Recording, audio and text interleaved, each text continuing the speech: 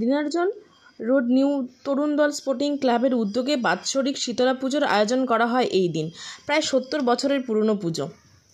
মায়ের উদ্দেশ্য ছিল ভোগের আয়োজন। ভক্তদের ভিড় ছিল চোখে পড়ার মতন। তবে কিছু ভক্ত দণ্ডি কেটে মায়ের কাছে এসে মনোবাঞ্ছা জানিয়েছেন। লোকসভা নির্বাচনের উত্তর কলকাতার বিজেপি প্রার্থী ভোট প্রচার করতে আসেন এইখানে।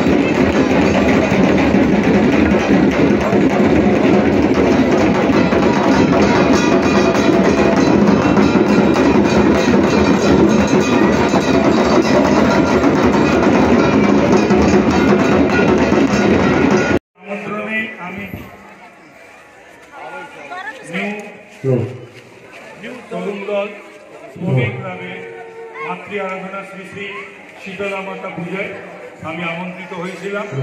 আমি প্রচারে ছিলাম বিকেল থেকে এবং রাসমণি বাজারে বেলেঘাটায় বক্তব্য দিতে নেমে এখানে এলাম।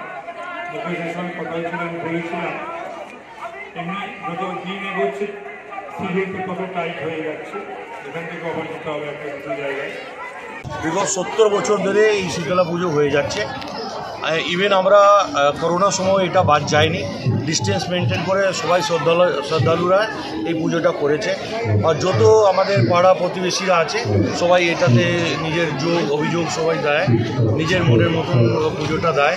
বাচ্চারাও এখানে ভাগ নেয়, পুরুষরাও ভাগ নেয়, আর মহিলারাও অনেক ভাগ নেয় এই পুজোতে। মহিলাদের দেখা গেছে গন্ডি কেটে এই মন্দির অব্দি আসে। একদম আমাদের এখানে অনেক মহিলা আছে, 150-200-র উপর মহিলা।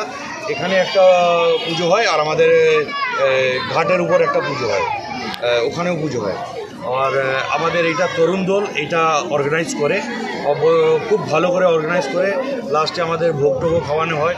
এখানে খুব মন দিয়ে পরিষ্কার করে এইটা কাজটা করে।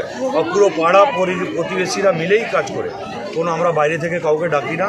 এখানকার মহিলারই কাজ করে, এখানকার মহিলারই রান্না করে।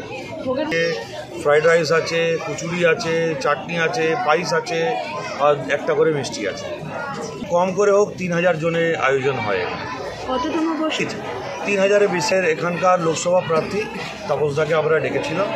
ওনার সময় একটু আসতে বিকাল হবে, ওই 8টা 8:30 নাগাদ হবে। উনি আসবেন এখানে, পাড়া প্রতিবেশীদের সঙ্গে দেখা করবেন, মায়ের দর্শন করবেন, মাকে আরতি করবেন, ফুল দান করবেন, পুষ্প দান করবেন। তারপরে আমাদের সঙ্গে ভক্তজনের সঙ্গে ভোগ আসবেন। আপনার নাম? আমার নাম মুকেশ শর্মা, কাশীপুর বেলগাছিয়া মণ্ডল 3 বিশিষ্ট। একান্ত প্রার্থনা এই রাজ্যে সমস্ত ব্যাধি মুক্তি হোক, রাজ্যে যাদের দুরারোগ্য ব্যাধি হচ্ছে সে তার থেকে যেন মা সকলকে উদ্ধার করেন, মা সকলকে সুস্থ রাখুন, এই প্রার্থনা মায়ের মানে ইচ্ছা করছি মায়ের কাছে এবার যেন তাপস রায় জিতুক। আর এখানে একটা বড় করে আমরা আয়োজন করব।